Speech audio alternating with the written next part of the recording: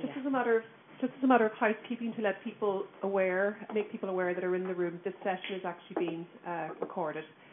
I'd like to welcome you all here this morning on behalf of the Irish Research Council, those of you that are in the room and those of you that are with us virtually. My name is Eucharia Meehan. I'm Director of the Irish Research Council, which is now fast approaching its first day. We were established last March through an amalgamation of the former IRCHIS and IRCSET. The new council has a mission statement to enable and sustain a vibrant and creative research community in Ireland, and that we do in three ways. One, by making available to researchers a suite of funding programmes. Secondly, we provide policy advice to the Minister and indeed to other international bodies. And thirdly, we provide opportunities for researchers in Ireland to access funding through European and other means. And that brings me to the reason that we're here this morning. This is an information session on Norface, which is a European initiative which Professor Sheila Green will shortly fill you in on, its background and what it's trying to achieve. I'd like to thank her for being here this morning. I'd also like to thank Professor Kathleen Lynch for being here. After Sheila has outlined the history and the raison d'etre of Norface, Kathleen will set out for you information on the recent call, Welfare States Future Scheme, under which there will be funding available, and that scheme is currently open. And then finally, Tim Conlon from the Irish Research Council will set out for you some of the details of the application process and procedure. So I'd like to thank our three speakers for making themselves available for this information session. And without further ado, I therefore would like to ask Sheila to come forward and to talk us through the background to Norface and what it's all about. Thank you, Sheila.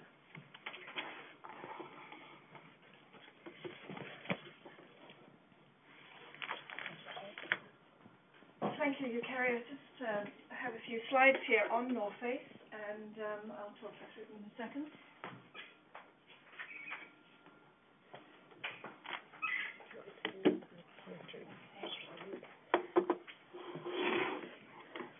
Good morning, everybody. Norface stands for New Opportunities for Research Funding and Collaboration in Europe. I have talked to people who think it's something to do with Nordic countries or Norway, but it isn't.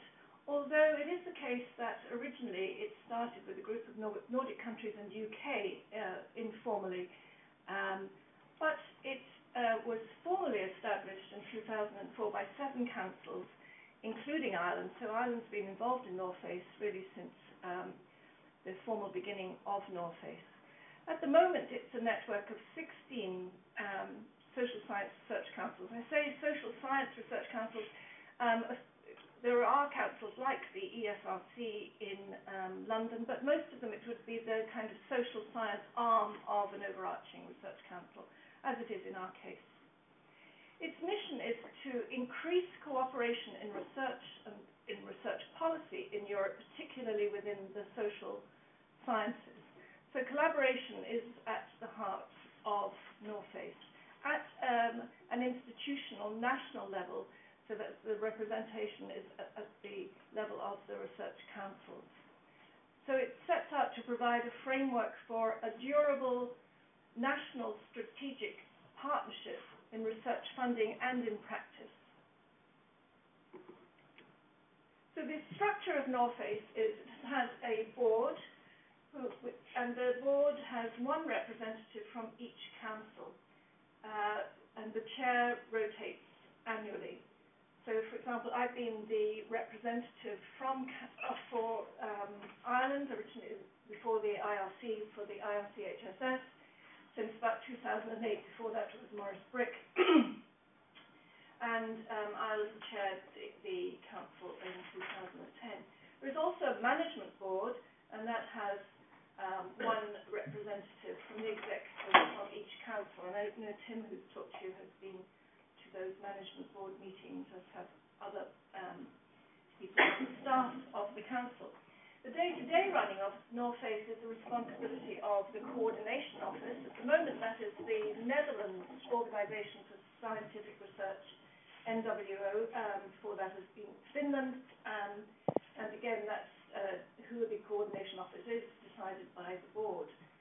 The thematic programs also have their own director, and the thematic programs are basically managed by the board and the network board and the management committee of Norface. The funding mechanisms have been much the same. So it is basically a combination of ERANET funding, so that's the European Research Area net. The ERANET was established to provide funding to support cooperation and coordination of research activities at a national level. And Norface has been successful in securing funding from ERANET since the beginning. It's also funded by the national research councils, and usually in terms of the multinational research programs, such as the Welfare State Futures, there is a calculation on the basis of population and GDP to establish a fair contribution from each of the countries involved. I won't go into common pots and semi-common pots and non-common pots, but there's complicated arrangements. Different countries have managed this rather differently. But anyway, what has happened with the last major program was through a combination of funding like this for the migrations program, which is still ongoing, a budget of 29 million was secured. For welfare state futures, the same sort of model is applicable. So the national funds have been agreed, so the contribution from Ireland is agreed, and there is also an application for further ERANET funding with a high likelihood, I think, of success. At the moment, there's something like 18 million is the budget for the welfare state futures program, but it may increase. It won't be clear for a while. So Norface activities, it's not just the multinational programs that Norface is involved with. In terms of collaboration and good practice in research, there's been a succession of work packages. At the moment, they are being conducted under the heading of Norface 2 Support Action, again with EU funding. And sort of things that have been done in the last nearly 10 years would be developing common strategies for activities such as multinational project evaluation and management. So Norface would see itself, and it's very similar. Some of you may know HERA, which would be a matching, as it were, network for the humanities. But it is examining good practice in terms of multinational programming, how to manage them, how to make them effective, how to disseminate them, looking at best practice generally through reviewing literature, exchanging research council staff, developing position papers on the research landscape, such as the infrastructure, most recently on data infrastructure, doing things like forward view exercises, looking at impact of programs such as the Norface programs. And there are publications in relation to some of these other activities on the website. So in terms of multinational competitive programs, Norface started with seminar schemes, and there were 3 of these calls in 2005, 6, 7. And the PIs for those seminars, a couple of them came from UCD and from Trinity. One was on immigration and the other on globalization. Then there was a pilot thematic research program called Re-Emergence of Religion as a Social Force in Europe with a budget of 5 million or so.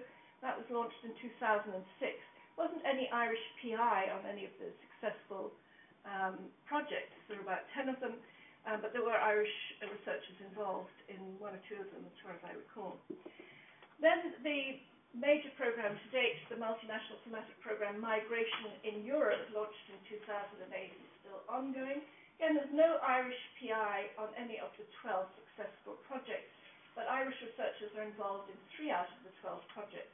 And you can see more information on the Norface Migration Programme, which has got, there are 12 very interesting projects funded under this programme, some of them with budgets at over 3 million. And they present at conferences. There is a conference coming up in London in April, and you'll see all the details of that on the Norface Migration Programme website, and it's up there.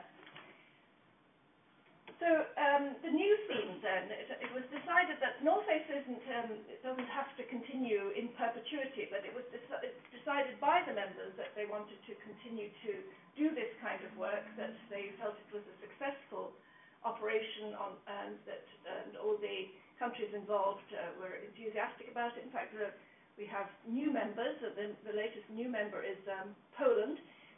I haven't listed all the countries involved, but you'll see them listed. And I don't know, Tim may talk about that, or it is certainly on the website. There's a rather random mix of countries, I have to say, involved in Norface. It's basically who's interested and who has the capacity to be involved. And different councils and different countries operate differently in terms of funding. So it's people who like the modus operandi of Norface and are capable of collaborating in it that have joined. So in 2011 it was decided, yes, Norface would continue and would launch a new program. So the question was, what was going to be the theme? So each country was asked to ask for submissions on a new theme. URCUS at the time had a small subcommittee, and one of the members of it was Kathleen Lynch, who we'll talk to you in a moment. And we looked at the submissions and decided there were 3 very productive themes, and we put those forward to the Norface board: welfare and vulnerability in a time of crisis, children's rights, participation, citizenship, values, ethics and ideologies in a changing Europe. And the board had an extensive discussion of all the submissions from all the different countries and converged on welfare state futures. Now, from my point of view as a board member, that was good, because we had already decided, and this was something that Kathleen had written up for us, because we had to put a short elaboration of the theme before the board, that we had thought that this was a productive topic for Ireland. And then an international theme expert group was appointed to work on program specifications. So you'll see a program, an elaborated proposal there with sub-themes identified, and that was done by international experts, and was decided, the final form of it decided by the Norface board.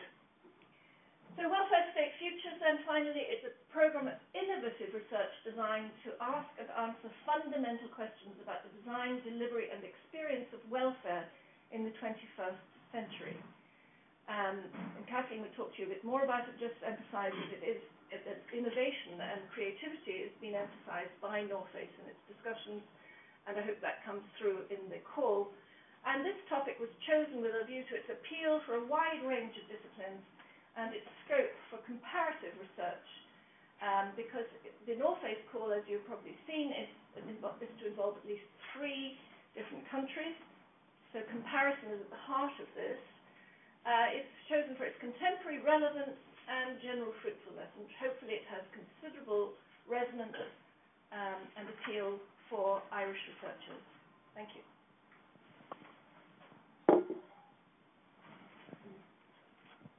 Thanks very much, Sheila. Much appreciated. And now, Professor Kathleen Lynch, if you'd like to talk a little bit about the themes, please.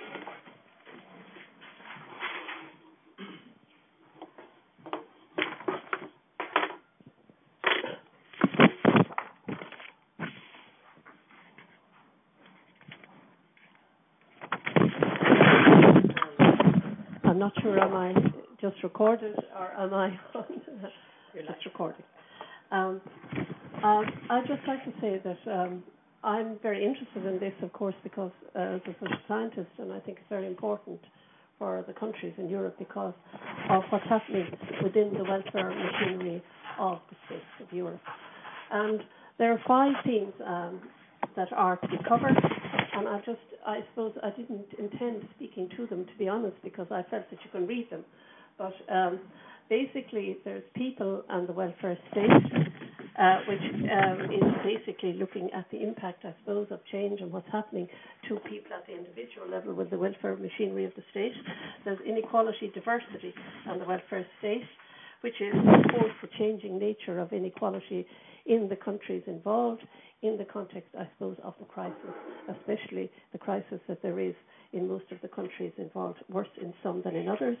There's rethinking the economy of the welfare state, which is about the nature of the economics of welfare, particularly, and the economic contributions of the welfare state, concepts and indicators. There's the future politics of the welfare state and how groups, values, ideals, what is behind the whole concept of the welfare state, and there's shifting responsibility for welfare. Who is responsible for welfare? Now, I actually have prepared a little presentation, if I may, which is probably more about the general context of these themes than it is about the specifics of each one. Maybe I didn't read my brief correctly, so apologies if I didn't. But I just felt it was important to actually put this in context. It's under 2012. I can't see it now. No, not in that photo. Sorry, come down here, human sciences. Is it? Go down. I'm terribly sorry about this now, but I actually did this before I came out this morning. If you have the internet here, I actually have also sent it to myself by email, so I can pick it up. So apologies. I actually hear this. I think it's in this one here. Try this lectures.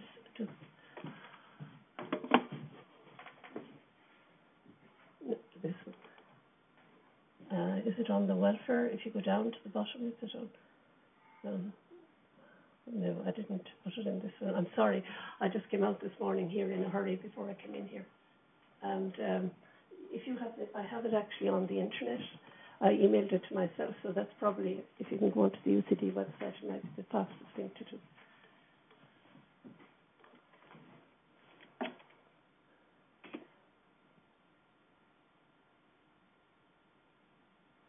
I just log in, if that's okay. Yeah. Apologies about this. Sorry,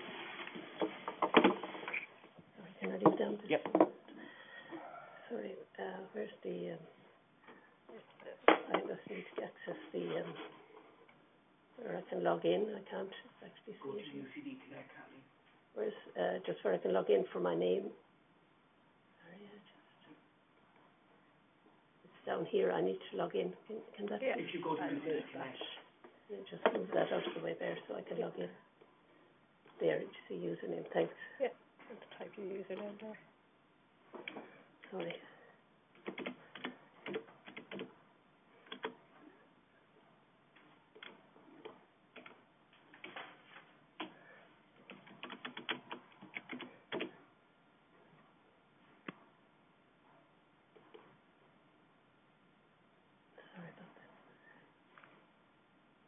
In? I think the web has been slightly slow. It's slightly slow with the webinar facility.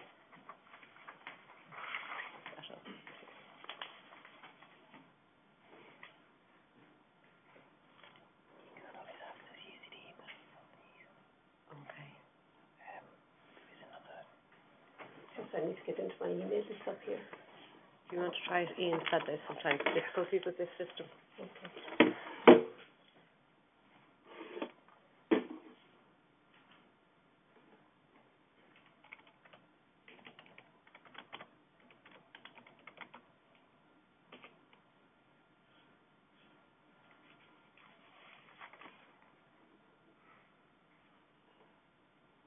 Let's try again.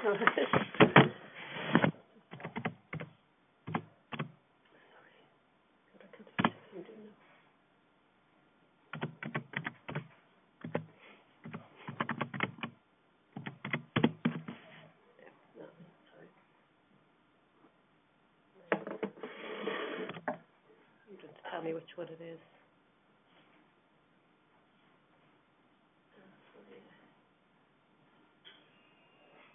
I don't think.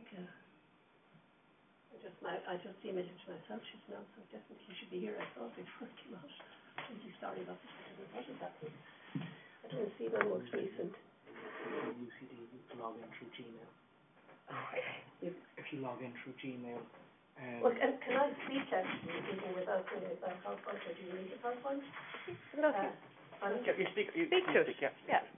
I can't see my emails. They're not all my emails that are there. It doesn't seem to be up to date, does it? Pardon? Not up to date. No. You can go to Gmail and UCD, so you can log in through Gmail. Okay. If you want to speak to us, well, yeah, well, what I was going to start is actually, and I apologise for this, is that I was going to talk about, I think, in terms of welfare in Europe, that the governing ideology is undoubtedly that of neoliberalism. And I suppose the welfare states of Europe model that has developed is one that actually assumes there is a certain infrastructure there. And the question I pose is there a post-war settlement anymore, or is it over? Because I think that's the most serious question for Europe at the moment. I'm saying that certainly neoliberalism is the governing ideology, and that it's premised on the assumption that the citizen's relationship to the state is mediated by the market. Certainly, if one looks at what's happened in the crisis, can you get in? Sorry, I don't know whether... Do you want to try that, Tim? I can't get in there. And certainly that was my argument here, that I know that these are various themes that are under, but I wouldn't see how you could address the question of welfare without addressing what has happened in terms of neoliberalism. The first theme is one on citizenship, on social citizenship, and certainly neoliberalism as a governing belief system has altered the definition of citizenship. Do you want to try and log in again? Sorry. For me, is it? Yeah. If you want to type your password in there.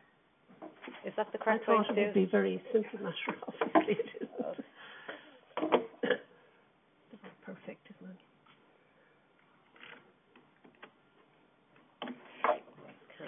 You through. You try it. Okay. There's a block in there. Sorry. No, Kathleen, just keep going. Leave it. Well, what I was saying, what I was arguing is that if you want to create a new discussion or debate in Europe, I certainly felt that if you look at what's happened in the last 15 to 20 years with neoliberalism, you developed a different concept of the citizen, a Hobbesian view of the citizen as a privatised person who can manage their own affairs. There's a breaking up of public solidarity, decline of mutual society, the rise of private education, the rise of private healthcare. So I would say that must be a huge issue in terms of citizenship, is what I would call the emergence of a careless view of the citizen, that the citizen is not being attended to through the welfare state in the way that they were. I suppose the big question would be this development of what I call the actuarial self, where the person is increasingly expected to actually calculate their own risk, to assess risk, to assess gains, to assess outputs, and there are new citizenship subjectivities being created that are, I think, very challenging and certainly creating huge inequalities within Europe.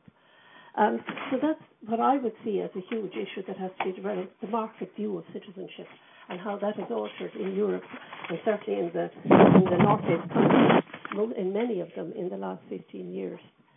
I took as an example what's happening in the field of education. For example, and this, I think, I definitely brought these home. Yes, it definitely is in this one. Sorry, go down to the W down at the end. I think it is. Sorry, it should be down here. I can't believe I just welfare there too. Okay. Sorry, I have so many PowerPoints. Sorry. We're all the same. Sorry. So if you go down to the second page. Control it.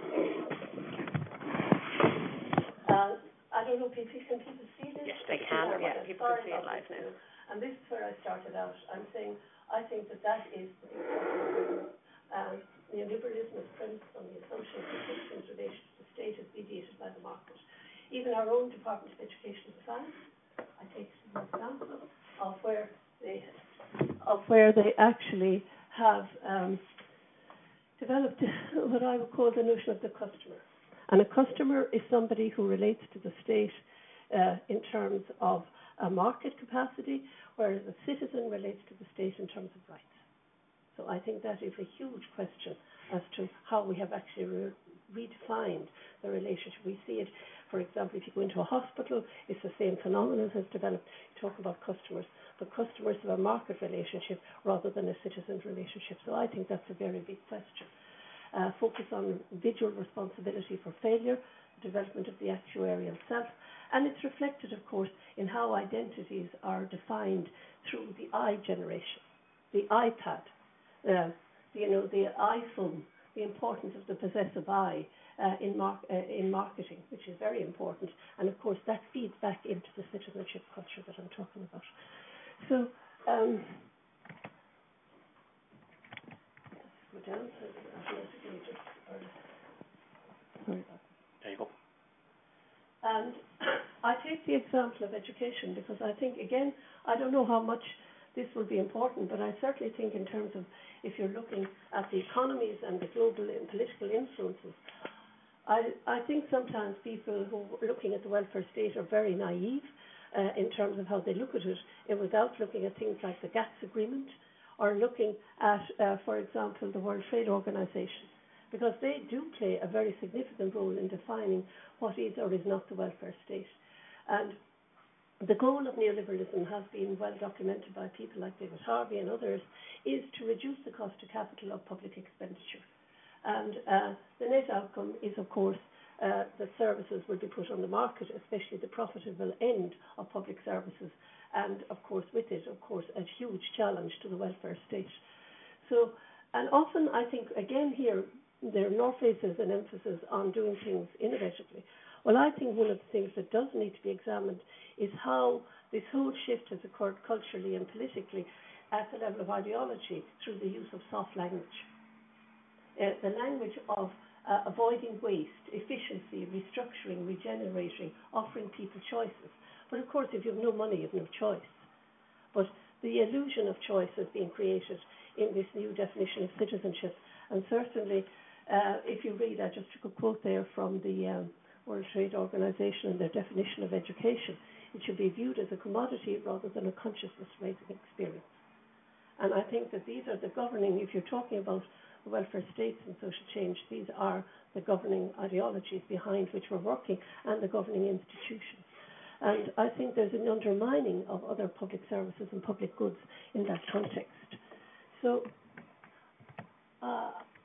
I just mentioned these here because sometimes I do think maybe we're not asked to do this in Norface, but certainly in terms of the shifting responsibilities for welfare and what's happening, I just hope that people are going to look at the regulatory environment, and sometimes there is a regulatory environment we talk a lot about in relation to finance, but there's also the lack of regulation and the deregulation of other areas, and particularly the pressure from the GATS to actually liberalise trade and services, putting lucrative areas of education and healthcare on the market. And of course that means if those are on the market, that only those who can afford to buy them will have those services. And that, I think, is a big global pressure. I'm not saying it's a tradable service rather than a public service. Certainly I would say that there are huge pressures in terms of what will be the OECD, and I think are often treated as apolitical institutions, especially the OECD. And I think this is another question that has to be asked. For example, if you look at the EU itself, its open method of coordination gives the impression of voluntary compliance. But in fact, and again here I'll give you an example of how the EU itself defined education as central to reviving the economy, develop workers for the economy, and quoting it here, to modernise the labour market. Education is actually being changed radically in terms of supplying labour rather than actually innovation or critical thinking or viewed as service to people who are also citizens outside the economy. So I'm just saying that there's a whole shift in culture that is occurring within, I'm taking education as the example, within education, for example, where you have soft rhetoric conceals the regulatory intent. the governance isn't soft. For example, with PISA, with leak takers, with performance indicators. And of course, what happens in this environment, and we're talking about inequality rising as one of the issues here, once you start to measure performance and once you start to judge hospitals and schools and other public institutions by performance, of course, the most successful become the most valuable. And it's, it is, so people do not want to service the vulnerable, they do not want to service those who will impact negatively on their performance indicators. So I think the whole governance of the welfare state and the regulatory environment in which the welfare state is operating, I think will be something that would be very significant, certainly as I view it from the outside. And as I said, I'm giving my own opinion on this, which is what I thought I was asked to do, rather than kind of maybe just say it literally, because you can read what's actually said in the documents. I'd like to take up the knowledge economy ideology, which I also think is very problematic. There's a very well-known book published last year in 2011 in the United States. For example, the whole argument is if we produce talented people, that's going to create massive employment. Is it? Well, John Marsh's book has documented what has happened in the United States and the huge rise in the low-wage service economy. And in fact, we see that even in the recent report of the Social Protection Committee in Europe, where they talk about the fact that a lot of the new jobs, the jobs that are being lost are the secure, more permanent jobs, and what are being created are an awful lot of jobs that in fact are what you call low wage and also service type jobs. So I think that is a huge challenge for the welfare state. Where it fits into these themes, of course, it fits into many of the themes in terms of what's going to happen, because I think that that's something that badly needs to be studied. How and what is happening in terms of the types of employment that are being created, because they are creating huge insecurities, huge uncertainties, lack of pensions, and I mentioned those at the end. So I would say if you take all the things that I just bring to your attention, the couples in public service position, their adverse impact on health and well-being, 26.9% of children are at risk of poverty in Europe, which has gone up significantly from 2008. And another phenomenon which isn't mentioned, I think, but is very interesting, what's happening, even our own legislation that was introduced in 2009, the Public Order, I think it is, Offences Act, where you can be criminalised now for begging. But generally, of course, you're not just criminalised for begging, you're criminalised because you're forced to move on. That kind of a development of that new kind of penalisation of the poor is another phenomenon that has occurred. And that, I think, is something that's very significant. Are we going to have criminalisation of the vulnerable and punishment of them rather than welfare? So that's you talk about innovation and looking at that. I think that's a phenomenon to be looked at in Europe and in these studies as to what is actually happening when people are pushed out. The very marginal groups are pushed out to the edge of society. The rise in market position, I call it the pay-as-you-go welfare system. And that is actually, I think, the erosion of public will, especially in the crisis states, in the EU, but also the UK, pay-as-you-go welfare. And again, I suppose one of the questions is, does Esme Anderson's model apply and to whom anymore? There's talk that we have hybrid models of welfare in Europe, but in fact, we're hybrid going in one direction, because the hybrid models are all moving towards Ireland, for example, is regarded as a combination, I suppose, of a liberal, which would be the more neoliberal rather than liberal, I would say, and a corporate conservative state in terms of welfare. So where are we going? What is the hybrid? Where are we going in terms of welfare in Europe? Because, if, for example, you have to pay now for the chemist, you have to pay when you get, even if you're on a medical card, you have to pay for your prescription. That is, and when I talk about the Anglo zone of influence, because certainly some of the states in Europe that are in Norface are not under the Anglo zone of influence, but certainly Ireland is under the Anglo zone of influence. So I think that would be a very interesting comparative study between the countries which are or are not under that influence in terms of what's going on in Europe. Unemployment, I can't believe that these would not be a huge issue in these studies, because especially youth unemployment, which is at 22.8% across Europe, across the EU. I mean, I know Spain isn't in it, but it's 50% in Spain, and Portugal is very high as well, it's 36% or whatever it is. So that's a huge issue. What is especially if we look at the economy and what's happening in the economy and the types of employment that are being created. The rise in long-term unemployment, especially in Ireland, the unemployment of migrants, which doesn't receive much country attention, which I think is something, especially from third countries, many of whom who have come to the European countries to work, and often in the time of recession, etc., they are the people to lose work. And the rise, of course, of the precariat. I think this is a huge issue because, as we see, even in the public sector, a lot of the jobs that are being created are short-term, they're part-time, they're unstable, they lack pensions.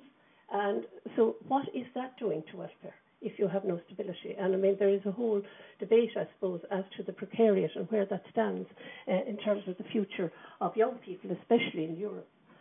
And I suppose debt is the other thing that strikes me as something that hasn't been addressed. Housing caused the crisis, and housing crash caused the crisis. But there's no EU-wide response, for example, to housing needs of people, including homelessness. There has been no major initiative, and I suppose innovations, there's a lot of emphasis on Norface, as Sheila said, on innovation. But I would be interested, I don't know, will they fund this, and maybe Sheila might comment on it, but it seems to me that there are a lot of the working poor, the rise of the working poor is 8.7% of EU citizens are poor for people who are in employment, which is quite a new phenomenon. And, of course, we have the problems of pensions and people into their old age and future poverty where people don't, where you have precarious employment and lack of pensions. So I think there are enormous challenges for the welfare state in Europe. Financialisation, the role of regulation. One of the things that I think you asked about innovation, there is a lot of innovation going on in Europe. For example, one area I'm very familiar with, there's the financialisation, the crisis of the state, the economic, one of the themes there is the whole area about the economy and welfare. But I think that looking at, maybe if they're looking for innovation, they should also be looking at where there are economic alternatives. Like the Mondragon model, for example, of worker-owner cooperatives is being rolled out in several countries across Europe now as an alternative to capitalism. And, for example, many states, including Ireland, don't even have legislation to allow you to set up worker-owner cooperatives because you either have to be a charity or you have to be a business. So I suppose I would be very interested, I think it would be very interesting for Europe if it was looking at how we create indigenous employment, and I don't know if that would be included in it, but certainly there is a lot of innovation going on in this area, but it's not going on maybe in what might be called the conventional way in which we've learned to think about economic policy. So I suppose the question I have is, I don't know, will this be an issue with the rise of the careless state? I think that one of the big questions in social citizenship that is part of Norface is, what is the view of the citizen? And certainly in terms of what has been the assumption is that you're economic citizen and that you're independent. But I think that what the evidence is, of course, that is certainly not true. All of us are vulnerable in childhood and old age, and there's need for new forms of political engagement to renew the welfare state. So as I would see it, I suppose, that this call, I think it provides an opportunity for people to present different ideas about what's happening. They like to address these inequalities, of which there are very many, of course. The inequality is rising from health and welfare, but also the challenges to political cohesion that arise from inequality. I think that that's completely underestimated. We've seen the rise of racism in Europe, and when you have huge inequalities, you have a massive rise in antagonism towards vulnerable people, minorities, welfare recipients, migrants. And again, I think as Europe has enabled migration, it hasn't facilitated the management of that diversity. So, and of course, there are gendered forms of inequality as basic care services are eliminated. A very good example is Poland, which had an absolutely fantastic public childcare system up to the early 90s, and now it's almost completely eliminated. And that is forcing an awful lot of women to give up employment because of the gendered nature of the division of labour in households. It tends to be women who give up employment. So I think there are huge inequalities that are rising, some that exacerbate racism, some that are gendered, and I hope that Norface would provide opportunities to examine a number of these. Thank you very much, and I'm sorry for the mix-up at the beginning. Great. Thank you very much, Kathleen. That was really helpful. So, have we any questions or anything coming in just so far? No, we haven't had any questions so far, but people can send them in. Great. So, yes, you'll see if you're watching in on the webinar system, we have a chat facility where we can take in questions and I suppose maybe try and start a discussion where we can. Any questions here in the room so far? No. Okay. So I'll move on then. I have a presentation just on, I suppose, the application process, and we'll just bring it up on screen now.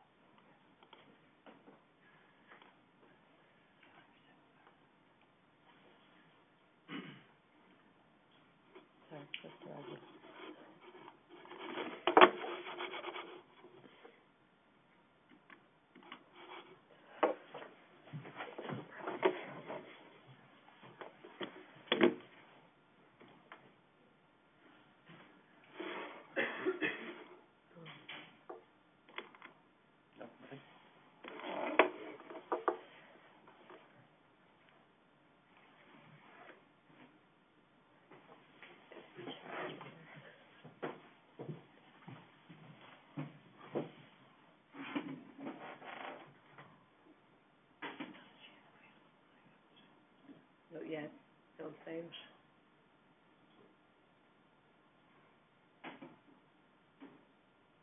That's the one, yeah. That one there? Yeah, sorry.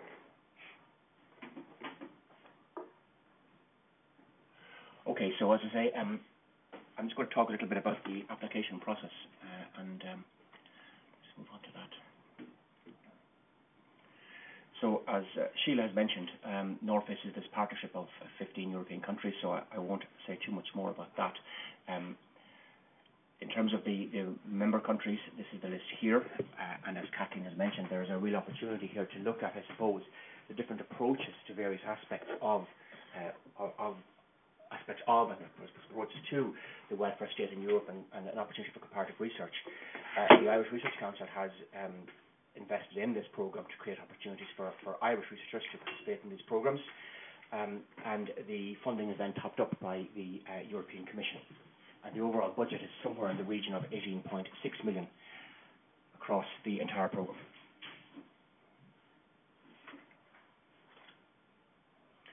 I won't say much on the impact of Norface, as I said, Professor Green has discussed this already.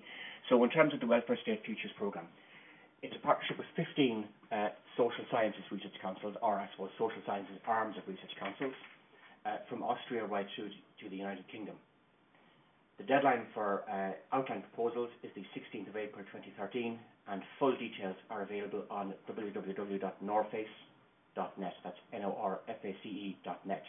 So it's very important to have a look at that site as soon as possible, and all of the information is provided there that you'll need. So proposals are invited from consortiums of researchers from at least 3 different eligible countries. Projects with a duration of up to 3 years with a budget of up to 1.5 million are invited.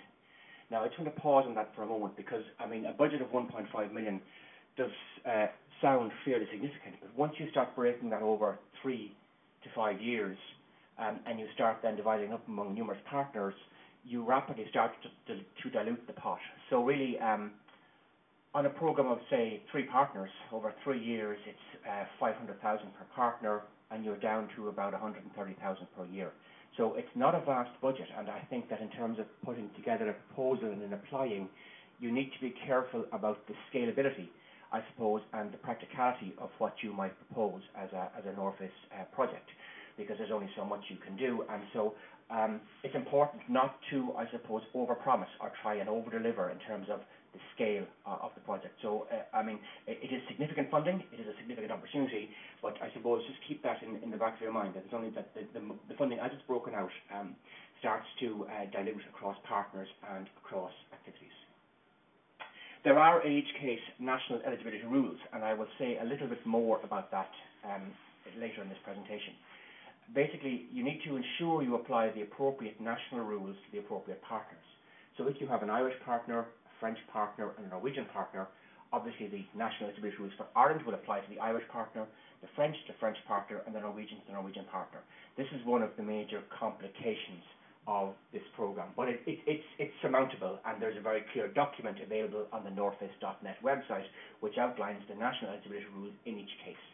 And I suppose it's a classic example of European cohesion in reverse, in that it's very hard to agree across all national borders and across all partner countries a common set of rules. And that's where these national eligibility rules come into play. So it's important, as I say, to review those and look at those. But I don't think they're overly onerous in any one case, and obviously it'll be up to your proposed partners to deal with the eligibility rules in the context of their own national funding system. In Ireland, our national eligibility rules are pretty much akin to those that we would use for a senior grant scheme. So that's for members of academic staff, for a major project scheme, for a collaborative research project scheme. So it's fairly straightforward.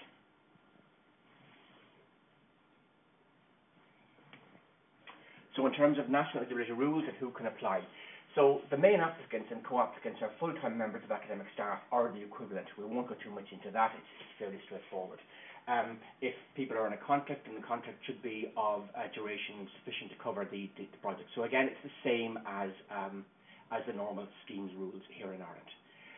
Researchers formerly affiliated with an institution recognised by the Research Council may be part of a consortium but cannot function as a formal main applicant or co-applicant.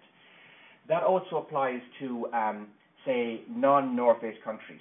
What that means is that if you have a project or if you have a theme or a research question you want to address and you want to bring on board assistance from a country, for example, the United States or somewhere, or somebody who is not a recognised institution within the Irish context, they can certainly participate in the project, they can certainly add value to the project, but unfortunately they can't be funded under the project. So you can have funded and non-funded partners. So again, if you have a particular expertise or a particular person you want to bring on board who can add value, then certainly they can participate, and certainly so in that context other countries can participate, but can't be funded as an applicant under the project. And again, there's more detail on that in the various documents and call papers and such like. In terms of eligible costs, eligible personnel costs for the purposes of Norface are set out there on the slide. So one or more postgraduates, one or more postdoctoral fellows, and one or more senior researchers. We advise that you use the national scales which are available on the IUA website, and you'll see there that the limits must not be exceeded over the maximum project duration of 3 years. So that's back to, as I was saying earlier on, there's only so much you can get within the context of your share of the budget over a 3-year project. So we would ask you to cost carefully on the basis of that up to a maximum of 93,000, for example, for PhD candidates. So that would be a 3-year postdoctoral scholar, including, say, fees and stipend and such like, one or more postdoctoral fellows and senior researchers at a buyout cost of up to a maximum replacement cost of 126,000 over the 3 years of the project. And personnel costs can only be claimed in the above 3 staffing categories.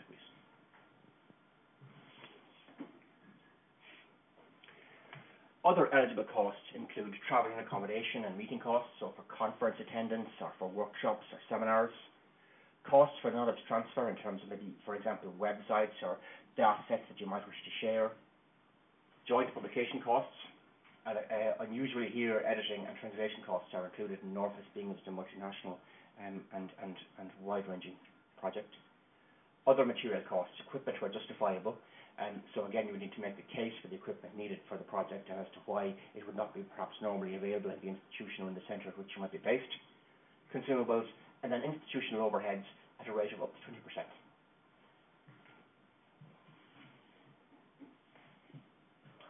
So as I mentioned, the full programme details are available on the Norface Research Programme site.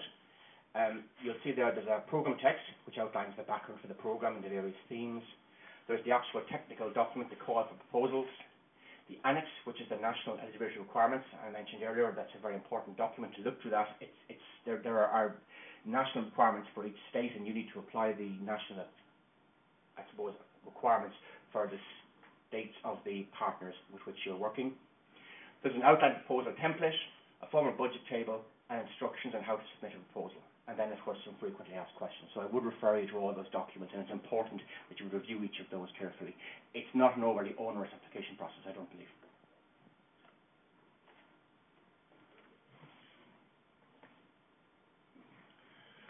So again, you'll find further details on the Research Council website or on the Norface.net website.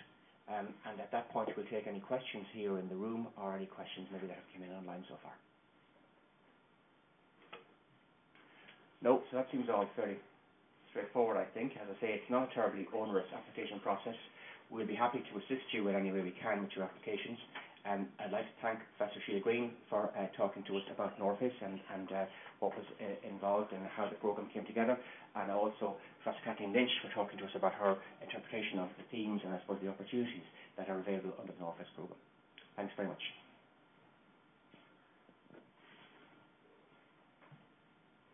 Okay.